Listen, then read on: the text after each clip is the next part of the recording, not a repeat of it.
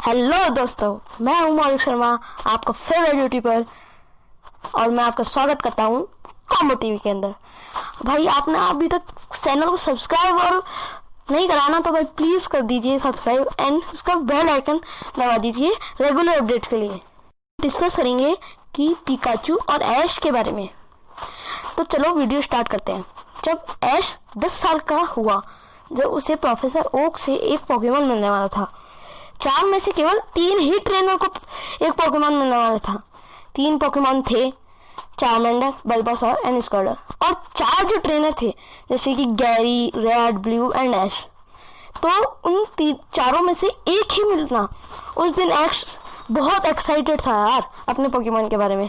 सोच रहा था वो कैसा होगा, क्या होगा, कौन से उसके बेस्ट अटैक्स होंगे, वो दूसरे पोकेमॉन के बारे में कैसा अच्छे से परफॉर्म कर पाएगा। लेकिन उस चक्कर में ऐश अपने पोकेमॉन के बारे में सोचते सोचते सोया ही नहीं। तो जब लास्ट में सोया ना, जब वो सुबह सुबह उठा ही नहीं, जब उसको पोकेमॉन लेने जाना था, तब जब वो सोया नहीं और बाद में सोया भी नहीं, ऐसे नहीं दिन रात भर जागे, लेकिन वो बाद में सोया। तो क्या ना, जब वो बाद में सोया तो वो जल्दी उठ नहीं पाया सुबह सुबह।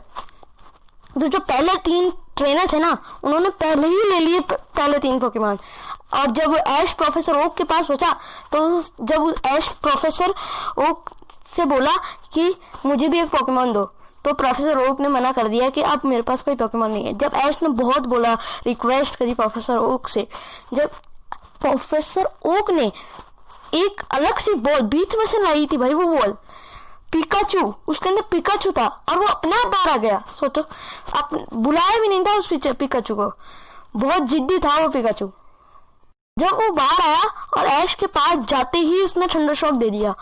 और जब वो बाहर गया ऐश और अपने पिकाचू के साथ, जो ऑडियंस थे, मतलब जो खड़े थे, उसकी माँ, मम्मी, ऐश की, जिन्होंने पूछा कि ये पॉकेबॉल में क्यों नहीं जाता, तो ऐश ने बोला कि अभी मैं भेजता हूँ इसे पॉकेबॉल में।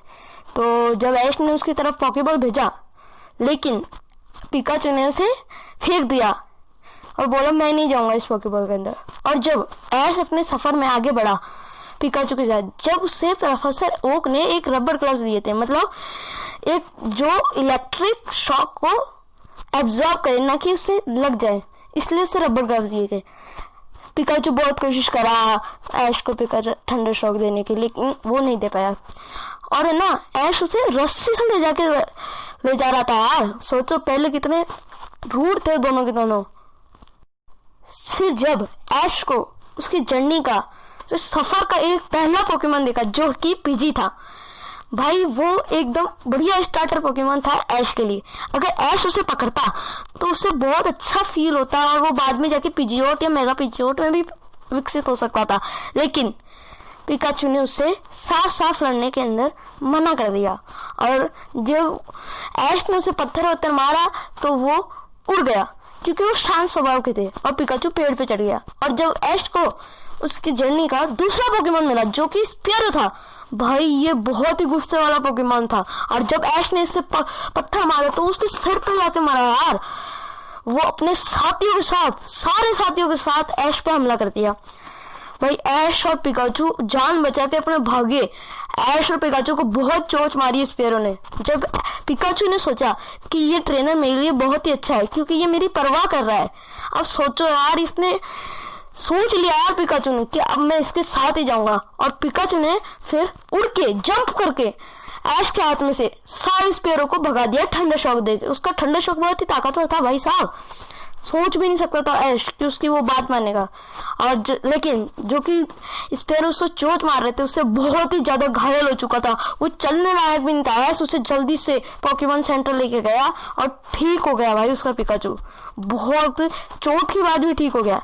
लेकिन उसे नर्स जो है, जो कि पोकेमॉन सेंटर की हेड थी, उसने बोला कि इसका बहुत ही अच्छे से ख्याल रखना पड़ेगा, नहीं तो ये इसकी हालत और भी बेकार हो सकती है। लेकिन पिकाचू बहुत ही अच्छा हो गया था थोड़े दिनों में। लेकिन पिकाचू अब ऐश की बात भी मानने लगा था भाई। ऐश उससे बात करने लगा था, ऐश की वो बात समझ जाता था, और पिकाचू की बात ऐश भी समझने लग गया था। मतलब भाई इंसान होके ऐश है ना पिकाचू की बात समझने लग गया था। उनका बॉन्ड देखो, वो बहुत ही एक जैसे बात करने लग गए थे। और उन्होंने पहला पोकेमॉन जो कि उन्होंने पकड़ा कैटरपी, भाई वो ऐश और पिकाचू ने बहुत ही मुश्किल से पकड़ा है, लेकिन वो पहले से ही कमजोर था इसलिए ऐश ने उसे पहले ही बहुत पकड़ लिया। लेकिन जो पिजियोटा था उसके सामने पहले ऐश ने कैटरपी भेजा, लेकिन कैटरपी तो भाग गई यार। फिर ऐश ने उसे वापस बुला लिया। जब ऐश ने उसके सामने पिकाचू को भेजा, पिकाचू बहुत ही चौंक गया। ऐश ने पिकाचू को बोला ठंड शॉक, लेकिन पिजियोटो गस्ट अटैक करने लगा, उड़ने लगा, उसको चोंच मारने लगा। लेकिन जब ऐश ने उसे बहुत ही अच्छे इंस्ट्रक्शन दिए कि उसको टैकल अटैक करो, क्विक अटैक करो, इसके अंदर पिकाचू ने और ऐश ने पिजियोटो पकड़ लिया। और भाई उसके पोकेमॉन उसके हर कितना सेवा करते थे भाई ऐश की। देखा नहीं क्या स्नोवे आउट एपिसोड के अंदर ठंड के मारे चार्मेंडर, बल्बासार, स्कर्डल, पिजियोटो, पिकाचू सब लिपट गए यार एक साथ। ऐश खुद ही रोने लग गया था। भाई उसके पोकेमॉन एकदम फर्स्ट क्लास है और वो अपने पोकेमॉन की इतनी अच्छी केयर करता था कि पोकेमॉन भी उसे चाहने लगे थे। फिर ऐश और पिकाचू ने मिलकर बहुत सारे पोकेमॉन बदले, जैसे कि बल्बासर, नॉकटाउल। भाई पिकाचू ऐश का इतना ताकतवर था, उसने रॉक के ऑनेक्स, भाई ऑनेक्स एक रॉक टाइप पोकेमॉन है, उसके ऊपर इलेक्ट्रिक शॉक का बहुत ही कम असर होता है। और उस वक्त पिकाचू के इलेक्ट्रिक शॉक इतने कमजोर थे भाई साहब, आप सोच भी नहीं सकते। और फिर ऐश ने सोच लिया कि अब मैं पिकाचू के इलेक्ट्रिक शॉक को बहुत ही अच्छा कर दूंगा। इसलिए दोनों ने बहुत प्रैक्टिस करी और एक इंसान ने उनको बताया कि यहाँ पिकाचू के थंडर शॉक का कुछ हो सकता है। इसलिए जब वो उधर मेहनत करने लगे और दूसरी बार रॉक टाइप पोकेमॉन में करे तो पिकाचू ने पहले जियोडूड को तो हरा ही दिया था। फिर जब ब्रॉक ने ऑनेक्स को भेजा, ऑनेक्स भाई बहुत ही बड़ा पोकेमॉन है, उसने जकड़ ही लिया पिकाचू को जब ठंडर शॉक दिया। लेकिन ऑनेक्स से बहुत ही कम असर हुआ अब भी, क्योंकि वो रॉक टाइप पोकेमॉन है ना, को लेजली वाटर पोकेमॉन है, इससे प्रॉब्लम होती है। उसकी तो स्ट्रॉन्गेस्ट है इलेक्ट्रिक, फायर, ये तो बहुत उनके असर ही नहीं होता है ना। लेकिन जब वो पूरे ग्राउंड को उसने ठंडा शॉक दिया तो ऊपर की एक पॉपलाइन जिसके अंदर वाटर था वो लीकेज हो गई भाई। तो ये प्लस पॉइंट था ऐश के लिए। ऐश ने सोचा कि rock type Pokemon water type Pokemon के सामने बहुत कम होते हैं, वाटर के सामने कमजोर होते हैं। जब ऑनेक्स के ऊपर वो पड़ा पानी तो पिकाचू को ऐश से इंस्ट्रक्शन मिले कि उसके पास जाके बहुत अच्छा ठंडा शॉक दो से। तो भाई इतना बड़ा ठंडा शॉक दिया ना कि ऑनेक्स गिरने वाला था अगर थोड़ी सी दूर और पड़ता तो। और स्कल बैश या कुछ भी अच्छे से अपने कोई अटैक करता है ना वो तो आराम से यार गिर जाता वो आराम से। लेकिन उसके भाई जो ब्रॉक के थे वो उससे मना करने लग गए तो ऐश ने हार मान ली। लेकिन जो ब्रॉक था वो एक ऑफिशियली पोकेमॉन ट्रेनर बनना चाहता था तो वो ऐश के साथ चल पड़ा अपनी जर्नी के अंदर। लेकिन उसने ऐश को अपना बैच भी दे दिया था क्योंकि उसने खुद हार मानी थी यार। ऐश को और ब्रॉक को एक दूसरे से बहुत वो हो गया था, अच्छे लगने लग गए थे यार वो बहुत दोनों को, इसलिए उसने अपना बैच भी दे दिया। फिर जब उसको मिष्टी मिली जो एक साइलियन जिम की लीडर थी तो उससे उसने मुकाबला करा। भाई उसके अंदर पिकाचू ने क्या नहीं करा यार, सब कुछ अच्छे से पिकाचू ने करा। वो मैच भी पिकाचू ने ही जिताया था। पिकाचू ऐश का बड़ा ही अच्छा बढ़िया पोकेमॉन था। उसने सूडो लेजेंडरी सारे पोकेमॉन को से लड़ा यार। वो किस पोकेमॉन से नहीं लड़ा बताओ है। ग्रास टाइप अपने वीकेस्ट पॉइंट पे भी वो जीता है, अपने एडवांटेज डिसएडवांटेज कभी नहीं देखता था पिकाचू और लड़ पड़ता था।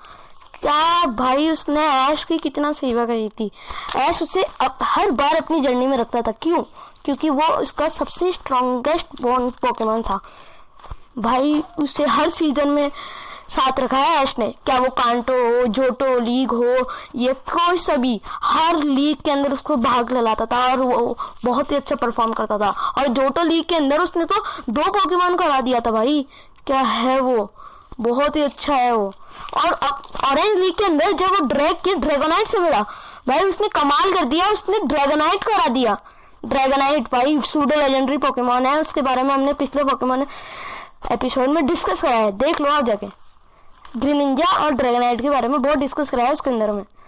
भाई उसने ड्रैगनाइट, डिट्टो, किस किस को नहीं हराया, सबको हरा दिया, जबकि वो लास्ट पोकेमॉन था उसका। उसने ड्रैगनाइट को हरा के orange league Jeet Lee.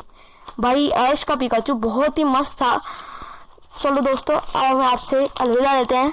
Thank you दोस्तों। प्लीज अगर आपने पिछला वीडियो नहीं